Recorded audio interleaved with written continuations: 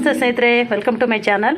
ಸ್ನೇಹಿತರೆ, ನಾವು ಈಗ ಅವರೆಕಾಳು ಸೀಸನ್ ಬಂದಿದೆ. ಅವರೆಕಾಳು ಸೀಸನಲ್ಲಿ 100 ರೂಪಾಯಿ 2 kg 3 kg ಎಲ್ಲ ಸಿಗುತ್ತೆ. ಹಿಂಗೆ ಸಿಗುವಾಗ ನಾವು ತಗೊಂಡು ಅದನ್ನು ಬಳಸ್ಕೊಳ್ತೀವಿ.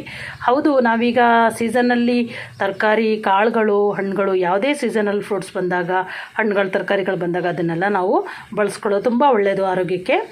ಹಾಗೆ ಈಗ ನೋಡಿ, ನಾವು ಅವರೆಕಾಳನ್ನ ಎಲ್ಲ ರೀತಿಲೂ ಬಳಸ್ತೀವಿ. ಅಂದರೆ ನಾವು ತರಕಾರಿ ಜೊತೆ ತಿಂತೀವಿ, ಮತ್ತು ನಾವು ಚಿಕನ್, ಮಟನ್ ಅದ್ರ ಜೊತೆ ಕೂಡ ಹಾಕ್ತೀವಿ. ಹಾಗೆ ತಿಂಡಿಗಳ ಜೊತೆ ಕೂಡ ಅವಲಕ್ಕಿ ಉಪ್ಪಿಟ್ಟು ಅಥವಾ ಉಪ್ಪಿಟ್ಟು ಇಂಥದಕ್ಕೆಲ್ಲ ಬಳಸ್ಕೊಳ್ತೀವಿ. ತುಂಬ ಒಳ್ಳೆಯದು ಅವರೆಕಾಳು ಆರೋಗ್ಯಕ್ಕೆ, ಮತ್ತು ಪ್ರೋಟೀನ್ ಕೂಡ ತುಂಬ ಇರುತ್ತೆ. ಹಾಗೆ ಈಗ ನಾವು ಜಾಸ್ತಿ ತಂದಾಗ ಏನಾಗುತ್ತೆ, ಅದನ್ನು ಸ್ಟೋರ್ ಮಾಡ್ಕೊಳ್ಳೋದು ಸ್ವಲ್ಪ ಕಷ್ಟ ಆಗುತ್ತೆ. ಯಾಕಂತ ಹೇಳಿದರೆ ನೋಡಿ, ಈಗ ಇಟ್ಟಾಗ ಏನಾಗುತ್ತೆ ನೋಡಿ, ನಾವು ಸಿಪ್ಪೆ ಸಮೇತ ಇಟ್ಟರೆ 2 ದಿನ ಇಡ್ಬೋದು ಅಷ್ಟೇ. ಅಥವಾ ಈಗ ನಾವು ಸಿಪ್ಪೆ ಬಿಡಿಸಿಟ್ರೆ ಒಂದು 4 ದಿನ ಅಷ್ಟೇ. ಇಲ್ಲಾಂದ್ರೆ ನೋಡಿ ಈ ಥರ ಕಲರ್ ಚೇಂಜ್ ಆಗಿಬಿಡುತ್ತೆ. ಹಾಗಾಗಿ ಇದನ್ನು ಯಾವ ಥರ ನಾವು ಸ್ಟೋರೇಜ್ ಮಾಡ್ಕೋಬೇಕನ್ನೋದನ್ನು ಈ ವಿಡಿಯೋದಲ್ಲಿ ತೋರಿಸ್ಕೊಡ್ತೀನಿ. ಬನ್ನಿ ಸ್ನೇಹಿತರೆ.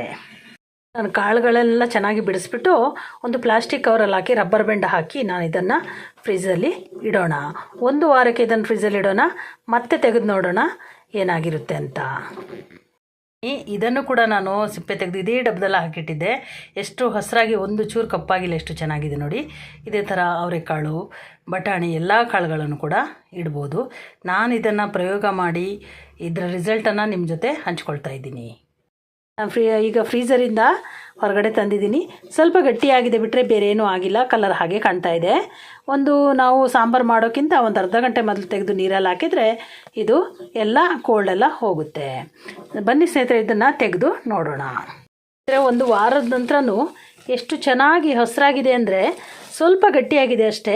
ಇದು ತೆಗೆದು ನಾವು ಈಗ ನೀರಿಗೆ ಹಾಕಿದರೆ ಸರಿಯಾಗುತ್ತೆ. ನಾನು 2 ಪ್ಲಾಸ್ಟಿಕ್ ಕವರಲ್ಲಿ ಹಾಕಿಟ್ಟಿದ್ದೆ. ಜಿಪ್ಲಾಕ್ ಬ್ಯಾಗ್ ಇದ್ದರೆ ನೀವು ಅದರಲ್ಲೂ ಕೂಡ ಹಾಕಿಡ್ಬೋದು. ಅಂದರೆ ನೋಡಿ, ನಾವು ಈಗ ಫ್ರಿಜ್ಜಲ್ಲೇ ಇಡ್ತೀವಿ, ಬಟ್ ಫ್ರೀಝರಲ್ಲಿ ಇಡಲ್ಲ. ಹಾಗಾಗಿ ಅದೇನಾಗುತ್ತೆ ಅಂತ ಹೇಳಿದ್ರೆ ಸ್ವಲ್ಪ ಕಲರ್ ಚೇಂಜ್ ಆಗಿಬಿಡುತ್ತೆ. ಬಟ್ ನೋಡಿ, ಏನೂ ಒಂದು ಚೂರು ಏನೂ ಆಗಿಲ್ಲ. ನಾವು ಸಾಂಬಾರು ಮಾಡೋಕ್ಕೆ ತುಂಬ ಚೆನ್ನಾಗಿದೆ. ಈ ಥರ ಮಾಡ್ಕೊಳ್ಳೋದ್ರಿಂದಾಗಿ ನೀವು ಎಷ್ಟು ದಿನ ಬೇಕಾದ್ರೂ ಇಟ್ಕೊಂಡು ಇದನ್ನು ನಾವು ಮಾಡ್ಕೊಳ್ಬೋದು. ಅಂದರೆ ನೋಡಿ, ವಾರ 15 ದಿನ ಆದರೂ ಕೂಡ ಅಷ್ಟು ಚೆನ್ನಾಗಿ ಹಸಿರಾಗಿ ಇನ್ನೂ ಆಗಿ ಬಿಡಿಸಿರೋ ಥರ ಇದೆ.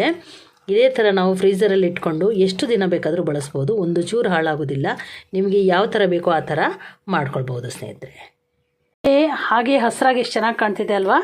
ನೀವು ಕೂಡ ಮಾಡಿ. ಈ ಐಡಿಯಾ ನಿಮಗೆ ಹೇಗೆ ಅನ್ನಿಸ್ತು ಅಂತ ಹೇಳಿ ನನಗೆ ಕಮೆಂಟ್ ಮಾಡಿ ತಿಳಿಸಿ. ನಿಮಗಿದು ಇಷ್ಟ ಆದಲ್ಲಿ ಲೈಕ್ ಮಾಡಿ, ಶೇರ್ ಮಾಡಿ, ಹಾಗೂ ಸಬ್ಸ್ಕ್ರೈಬ್ ಮಾಡ್ಕೊಳ್ಳಿ ಸ್ನೇಹಿತರೆ. Thank you so much. Healthy food with Geetanjali.